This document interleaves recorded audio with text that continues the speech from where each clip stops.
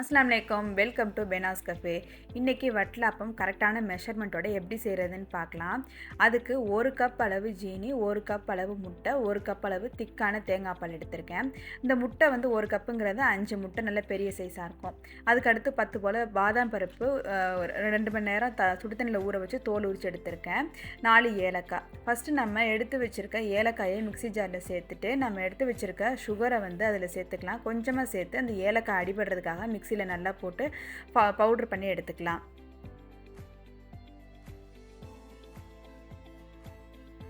அடுத்ததாக நம்ம ஊற வச்சு வச்சுருக்க பாதாம் பருப்பை நம்ம எடுத்து வச்சுருக்க தேங்காய் பாலில் கொஞ்சமாக ஊற்றி அதை வந்து நல்லா ஃபைன் பேஸ்ட்டாக அரைச்சி எடுத்துக்கலாம். இது வந்து ஆப்ஷன் தான். உங்களுக்கு பாதாம் பருப்பு வேணாம் அப்படின்னாக்கா நீங்கள் வந்து ஸ்கிப் பண்ணிக்கலாம்.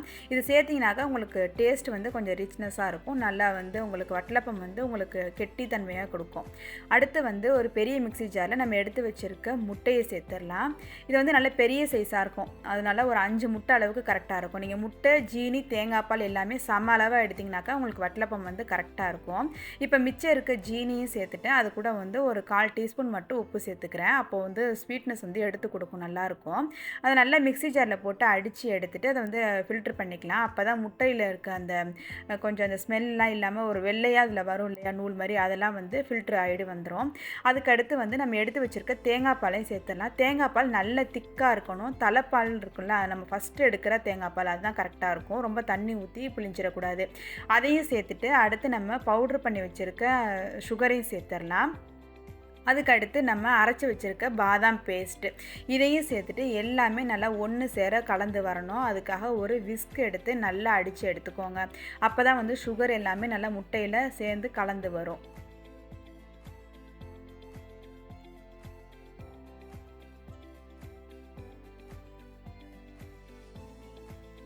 இப்போ இது எல்லாத்தையும் நல்லா அடித்து எடுத்துட்டேன். அடுத்து வந்து இதை வந்து ஒரு கேக் டின்னில் கொஞ்சமாக நெய் சேர்த்து அதை வந்து நல்லா தடவிக்கிறேன். அதில் வந்து நம்ம இப்போ இந்த அடித்து வச்சுருக்க முட்டையை வந்து ஃபில்ட்ரு பண்ணி சேர்த்துக்கலாம். மறுபடியும் ஏன் ஃபில்ட்ரு பண்ணுறோன்னா, நம்ம வந்து இந்த ஏலக்காய், ஜீனி சேர்த்துருக்கோம்ல, அதனால் வந்து அதில் ஏதாவது தூசிலாம் இல்லாமல் இருக்கிறதுக்காக மறுபடியும் ஒரு தடவை ஃபில்ட்ரு பண்ணிக்கிறேன்.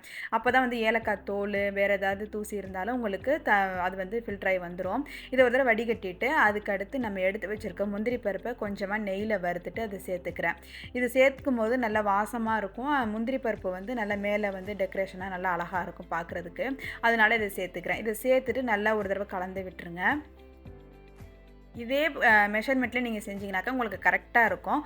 வட்டலப்பம் வந்து உங்களுக்கு தண்ணி ஆகாமல் நல்லா கெட்டியாக கேக் மாதிரியே இருக்கும். நல்லா சூப்பராக இருக்கும்.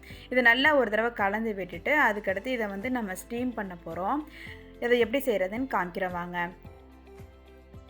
இப்போ இதை நல்லா கலந்து விட்டாச்சு. மேலே வந்து நீங்கள் அதுக்கு அளவான பிளேட் இருந்துச்சுன்னா அதை போட்டு கவர் பண்ணிக்கலாம். இல்லை இது மாதிரி ஒரு ஃபாயில் கவர் போட்டு நல்லா வந்து ரேப் பண்ணிடுங்க.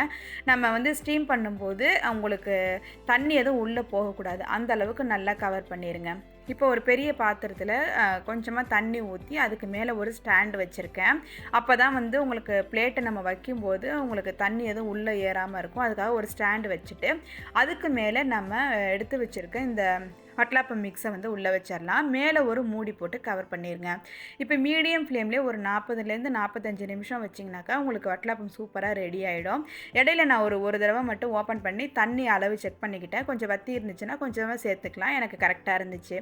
இப்போ 45 நிமிஷம் ஆயிடுச்சு. ஓப்பன் பண்ணி பார்த்துக்கலாம் எப்படி இருக்குன்னு.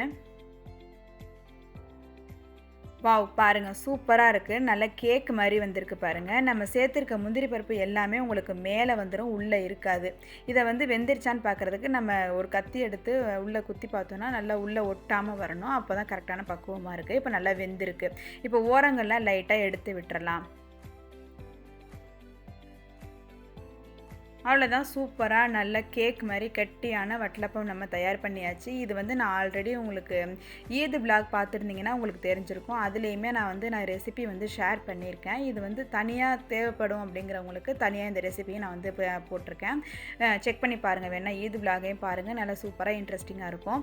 சூப்பரான வட்டலப்பம் ரெடி ஆகிடுச்சு. சூப்பராக பிள்ளைங்களுக்கு வந்து சர்வ் பண்ணலாம். நம்ம வீட்டுக்கு கெஸ்ட்டுக்கு வர்றாங்கனாக்கா நீங்கள் முத நாளே செஞ்சு வச்சிட்டிங்கன்னா கூட உங்களுக்கு டென்ஷன் ஃப்ரீயாக இருக்கும். ஸ்வீட்டு நல்லா சூப்பராக இருக்கும்.